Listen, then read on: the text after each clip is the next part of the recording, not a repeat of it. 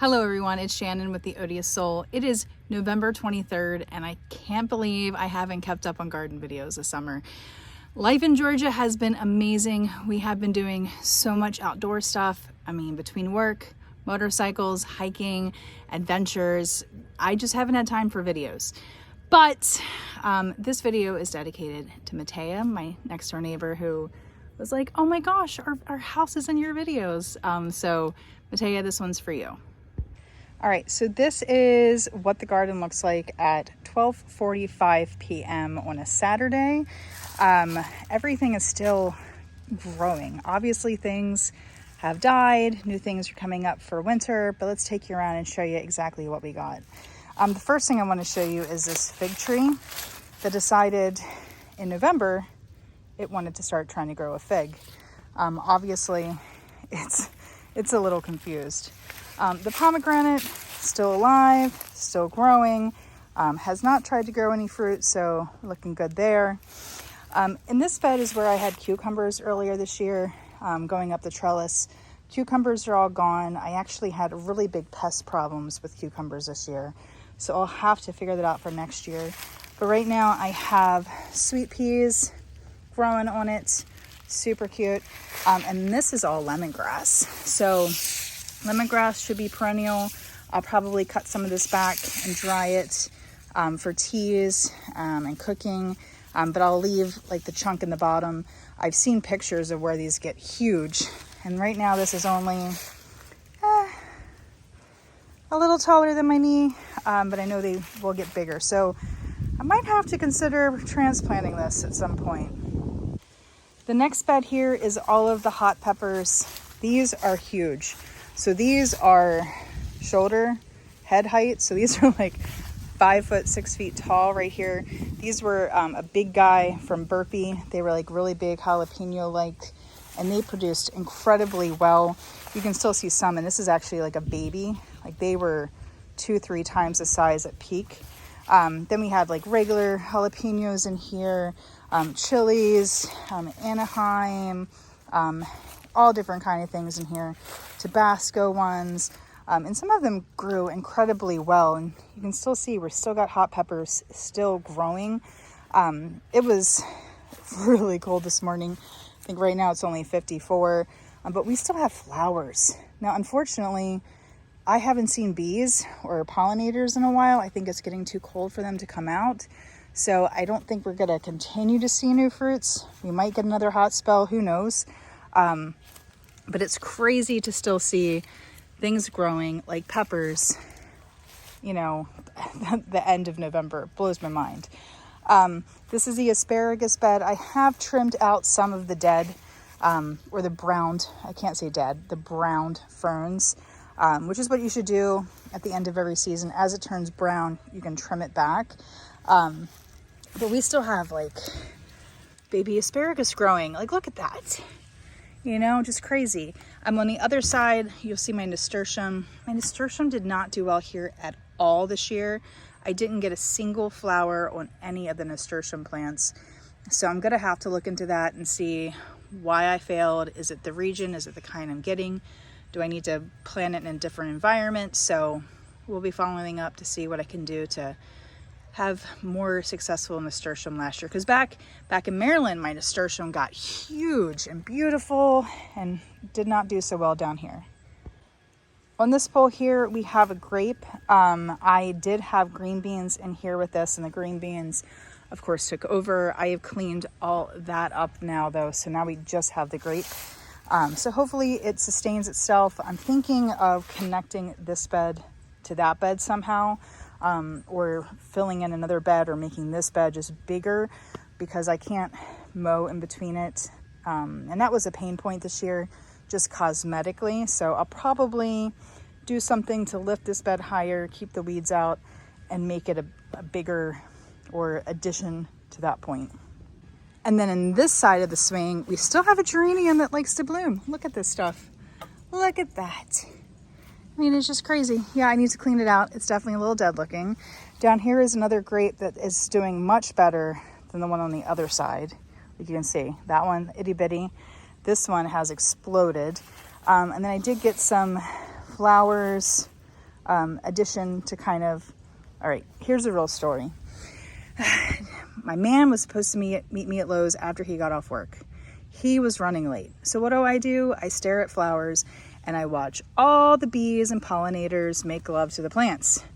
So then I have to buy the plants. Good problems to have, and these are perennials, so we should see them again next year. Down on the end, I still have some marigolds blooming. They were just cheap ones from Lowe's that I got earlier this season, and still got flowers. They actually look better now than they did at the peak of summer. And then up here, we have the Brad's Atomic Grape Tomatoes. These haven't done much for a while. There's still some little babies, obviously not as big or as much as there were earlier this year. Like here's another. These pretty much aren't edible at this point. You know, quite honestly, they struggled. They did well in the heat, I'm not gonna lie there, but they really exploded anytime it rained. So a lot of them just ended up down there. I'll probably get a lot of tomato babies next year from them. But they're beautiful. I love Brad's Atomic. They're definitely make a salad, or they're great with just salt and pepper. And they're kind of like that novelty tomato as you're walking people around your garden. They're like, ooh, what is this? And you're like, it's magic. All right, so then coming over here in this bed, we have sweet peppers. Now I struggled with the sweet peppers this year. You can see like how just like the leaves just fall off of these. Whether you can kind of just see like they really struggled, but I did not give up on them. I kept treating them. I kept adding more nutrients to the soil. I kept trimming and just having hope. And then finally, by like August, September, I was getting sweet peppers. So you can still see I got a ton of banana peppers still growing or on this plant. And I just harvested a bunch a couple weeks ago. The okra, that's what these are. They pretty much lost most of their leaves.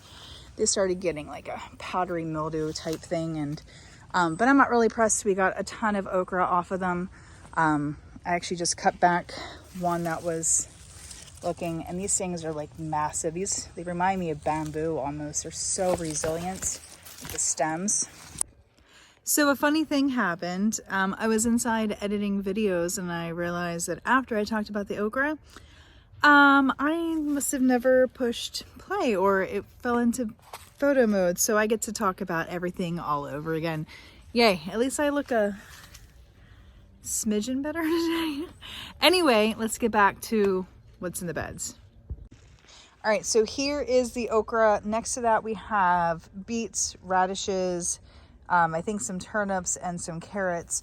I did not thin this out like I should have, so none of these are really developing balls in the ground yet. So we'll let that be for now.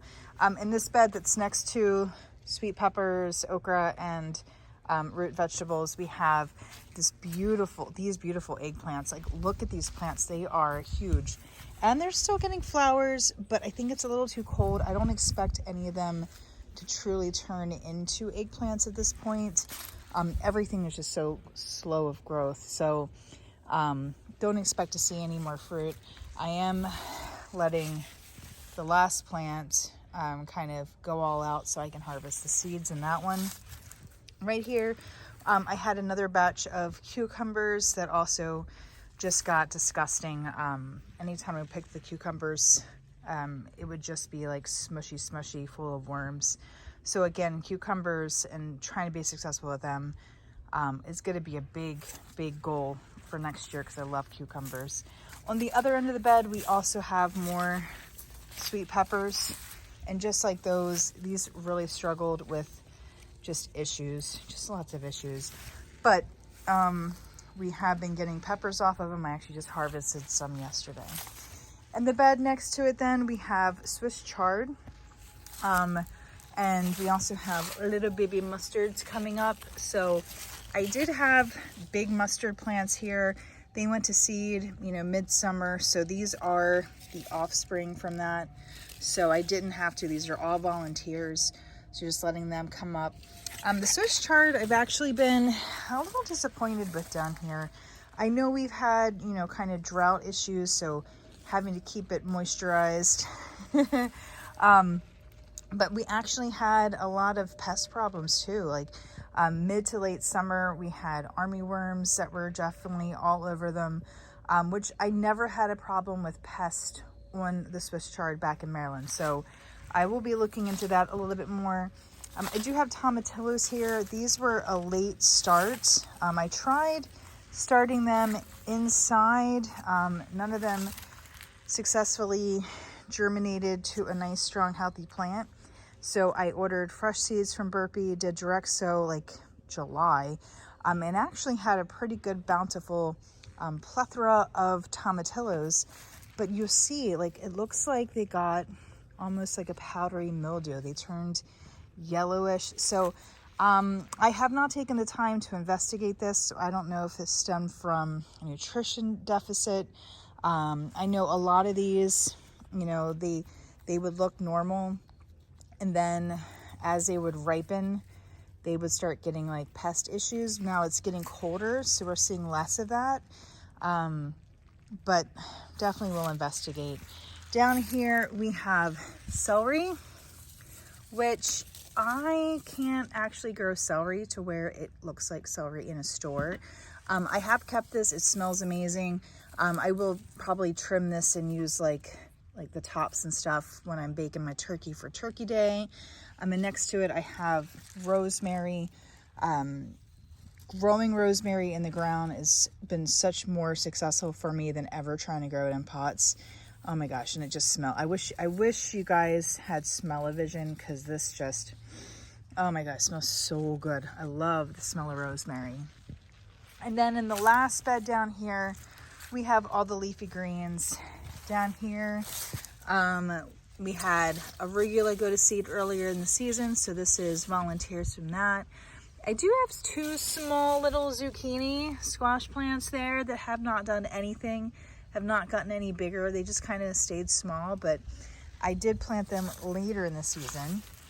Down here we have some baby spinaches popping up. We got some Burpee bib lettuce. We got some different varieties of kale over here. And then this kale has actually been here all season long. It went through a really bad army worm challenge, but I kept just trimming it back, trying to either hand pick or trim off, you know, sections that were really badly infected. But now that the weather is getting colder, pests aren't so much of a problem. They're bouncing back. So I just keep letting things grow and, you know, let the bugs have as much as they need, and, you know, just keep moving on. Over here is the herb bed that I tried to create late in the season, and we actually do have some herbs in it finally. The rosemary was originally germinated inside and brought out and has done great.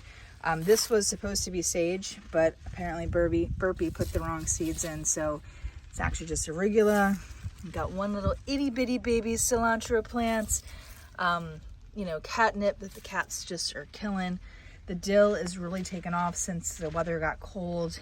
And then this is Thai basil that is at the end of its life, letting it just, you know, seed, and hopefully we'll get some of that next year. And then last but not least in this garden is all of the tomato plants. It is now November 24th. And can you believe it? Like, look at all these cherry tomatoes. Look at them all. Like, there's still so many tomatoes everywhere. Just unbelievable. These were actually my new favorites. These are like a little tiny orange cherry tomato, and they were so good. Here, look, just look at all these tomatoes everywhere. Like some Amish paste. Like, just look. So much growth still, like, and fresh growth. Like, look at these flowers. Like, it's amazing to me how we are so late in the season and there's still just tomatoes everywhere. It just blows my mind. We actually had the house painted in September, and I thought they would completely destroy my tomatoes. Unfortunately, I kind of prepped the area, and they were incredibly respectful, and I still have so many tomato plants. I have planted some more wintry kind of things You know, like this is a Napa cabbage, some pak choi, some baby choy, but unfortunately I haven't really taken the time to keep this bed free of weeds, or really do anything with it. So I don't know what will actually be successful, so we'll see. So other areas of the yard that I'm not showing in this video, the front yard, we do have the blueberry bushes.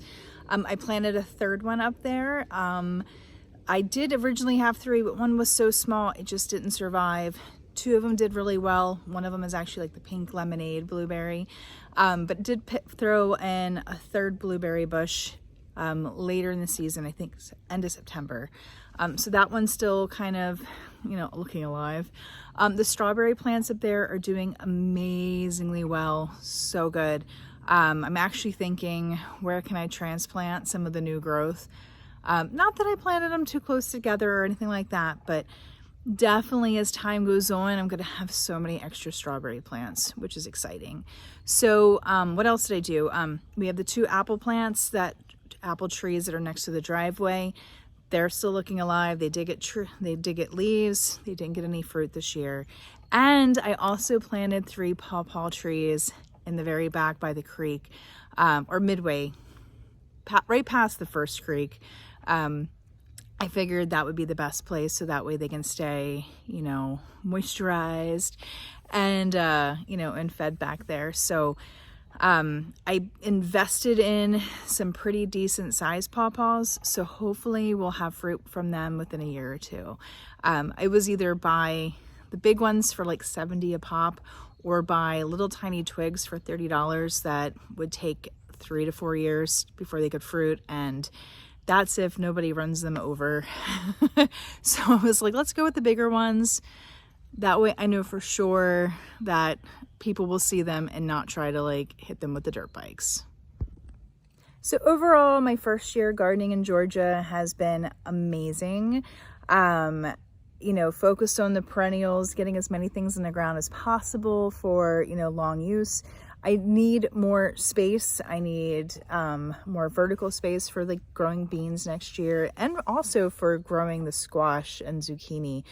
We did have a big oak tree cut down after Helene. It was leaning a little bit, and it was just a little bit, but I also knew that the root system was compromised because of all the squirrels and chipmunks and like all the little tiny things. Like I had planted a hydrangea like to the south side of it, and I poured like a whole bag of pebbles down in a hole trying to fill it up when I was planting this hydrangea, and I mean it was nowhere near even a quarter filled. So I was a little scared because I knew that there probably wasn't as much dirt on the side away from the house as I would like. So we did have that tree cut down. So I have some more sunlight in the backyard because it's a very shady backyard. So might see what I can do. Maybe add another birdie's bed. Maybe put like a wood like in ground, like slightly above ground bed. I don't know, but we'll figure that out. No worries. You know me. I always figure things out and do things. So but yeah, like my biggest pest problem was those little orange beetles. I think they're like Mexican squash beetles or something like that. Like those were the biggest pest. Of course with, you know, army worms, like, but those are just normal, or soldier worms, whatever they're called. But those are just, you know, they're everywhere. They're going to pop up eventually, right? So, but yeah, I didn't use any bad chemicals to keep bugs away.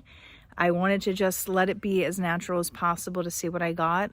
Did have to use blood meal, bone meal for various things, and of course, you know, different like manures and things like that. But can't really complain. This was an amazing first year. Got so much food. I probably won't grow as many hot peppers next year. But really a lot of, like, most things didn't go to waste. Yeah, so that's my first year of gardening in Georgia. Super excited. Can't wait to see what next year comes. or what I'm able to do next year. Still thinking about the chickens. Like I really want chickens, but with our lifestyle, we, you know, we're gone for like weekends sometimes, or, you know, because of trips, if we don't really know anybody, like not on the level that they would come take care of things, you know, and like just trusting people. People are so flaky these days. You hear horror stories about, you know, pet keepers, animal helpers and stuff. So plus the real big thing is I'm hesitant because of just, we saw raccoons. We saw some baby raccoons walking down the street in our neighborhood. They were adorable, but you know, raccoons are terrible. We got a big old king snake on the property. You know, so just thinking like how much of a fortress I would have to even create. And then I would have to make sure that I got the girls in every night. So, plus I can only have like 4 or 5 just per local ordinances with, you know, I'm not in an HOA, so I can have one, but we are in a residential, so can't go full on, you know, like I did at the old house, you know, where, you know, I was only supposed to have like 12 and I had more than that. Chicken math is real. So yeah, still deciding if that's going to be a project for this winter. I have a feeling it won't be, but I do want it. I do want them. I do want them bad. But for now, it looks like most of the projects will be just improving some of the beds that I haphazardly threw together this year, just to give me more growing space. Trying to think of how I can do more vertical growing, like I said, cucumbers, green beans, things like that.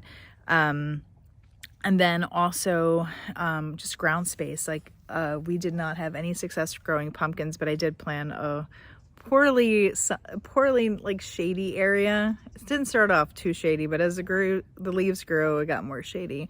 So trying to figure out where maybe I can try to grow pumpkins at next year. Because I hate spending money on things that I can grow, you know, $1 or $2 for a pack of seeds. I did throw some pumpkins in the back, like back by the second creek. And I think I might continue to do that. Just try to find some more sunny areas back near the creeks and the woods and just see what happens. That would be fun, just to have a whole bunch growing randomly in the woods. But we'll see. But anyway, thank you guys so much for watching. I know I am terrible with being consistent on videos, but you know, don't forget to follow me over on Instagram. You'll see a lot more things a lot more often. So thanks, take care, and have a good one.